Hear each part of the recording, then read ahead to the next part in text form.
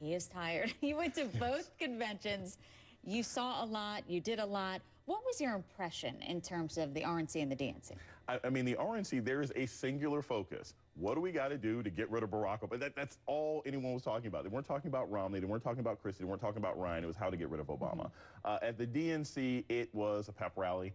They loved Michelle. Everybody liked seeing Bill Clinton. Everybody was excited to see Obama. So there was a completely different feel at both conventions.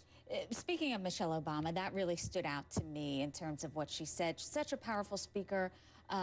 And it was so touching when she spoke about the most important job is being a mom to Sasha and Malia. So how was that to see that in person?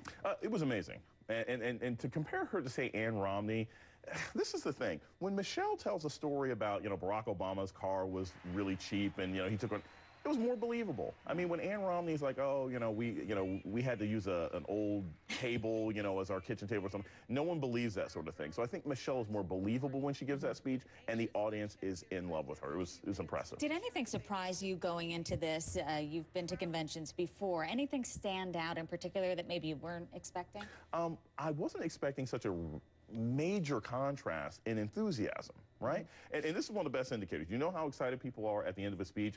How much stuff can you find, right?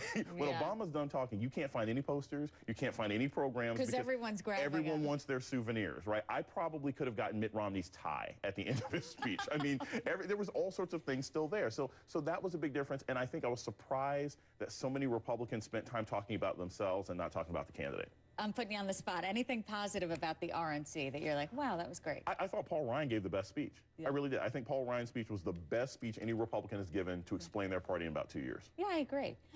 We were talking earlier about the jobs numbers. Of course, now Barack Obama is in the spotlight saying this is not good enough. And you're saying that the numbers are a bit skewed in terms of how we read them. Right. I mean, let's be honest. 96,000 jobs were added. That is a net positive. The overall unemployment rate went from 8.3 down to 8.1. The fact of the matter is that is a legitimate improvement. And part of the problem is it's being reported as disappointing jobs numbers because it wasn't what we expected. Look, are we concerned about how many jobs are being created or how many we expect to be created? I think there's a time where we need to be honest about where this country is and look at good news when it's actually good news. What do you think is going to happen in the next few months quickly in terms of both sides? I love how President Barack Obama said, if you're tired of hearing me say, I approve this message, so am I. I'm tired of it as well. What do you see in the next I think Mitt Romney, he's got to engage Obama. He's got to do it now because he didn't think Clint Eastwood took that from him at the end of his convention. Obama has gotten a bump. Numbers are just going to get larger through the weekend. And if he's not even going to look in his rearview mirror at Mitt, and Mitt needs to keep him engaged if he's going to stay in this race. Jason, thank you. Appreciate it. Thank you. Our Country Votes 2012 is brought to you by Cadillac.